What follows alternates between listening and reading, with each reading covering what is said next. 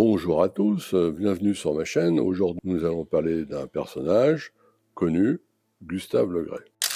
Déjà connu et reconnu avant la trentaine, Gustave Le Gray est né le 30 août 1820 à Villiers-le-Bel.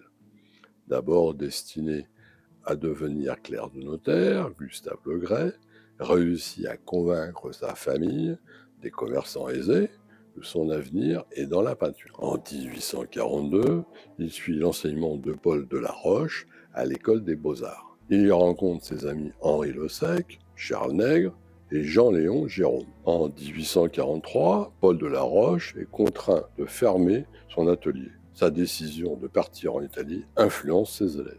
Le Gray, puis Gérôme et Le Sec s'y retrouvent. Le Gray est d'abord peintre, il expose au Salon Libre de 1848 et de 1853. Mais c'est en effet dans la photographie que sa réputation s'établit et qu'il reçoit ses premières commandes.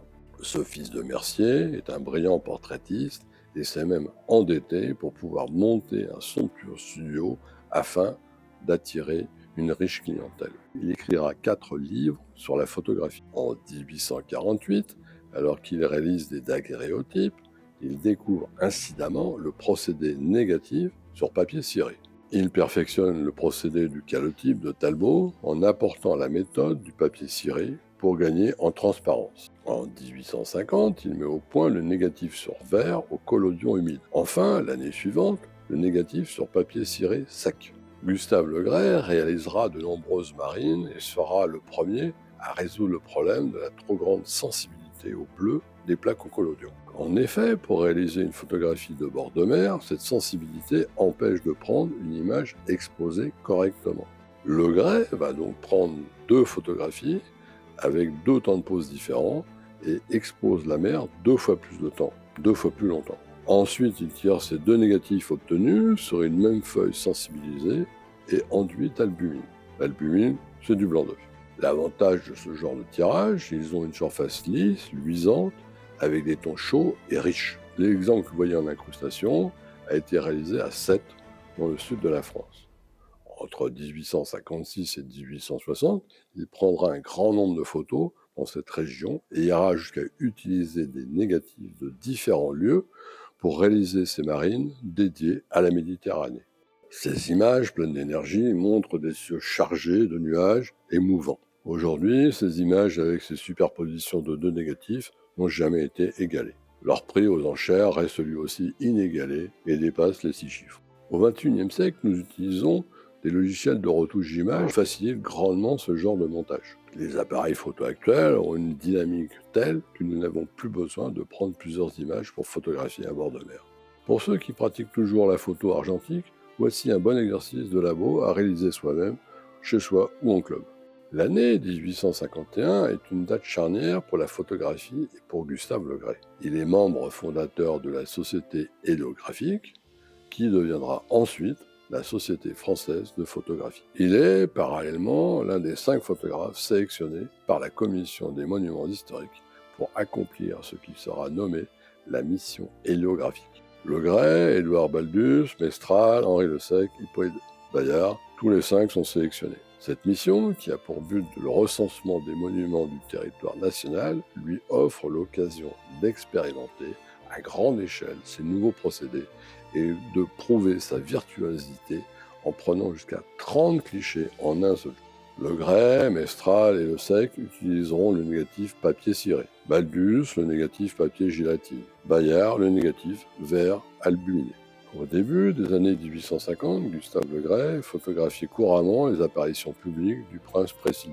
Portraitiste reconnu, auteur du cliché officiel de Louis-Napoléon diffusé après le coup d'État du 2 décembre 1851, il photographie durant l'année 1852 toutes les étapes de la marche vers l'Empire. Pour Napoléon III, la photographie devient un moyen rapide de diffuser l'image d'un souverain moderne. Gustave Le Gray est notamment invité au camp de Châlons, dont il tire un reportage. Les premières années du Second Empire sont prospères pour Gustave Le Gray, devenu progressivement le photographe officiel de la famille impériale et le destinataire des commandes les plus prestigieuses, notamment en 1856 et 1857, lors de la naissance du prince impérial et du déplacement de la cour en Bretagne et en Normandie. Le voyage en Orient. Mais la disparition de son principal commanditaire modifie la situation et les enfants du marquis de Bridge, nouveau créancier de Legray, s'impatientent des retombées financières attendues de ses succès. Et celui-ci doit fermer son atelier fin 1859.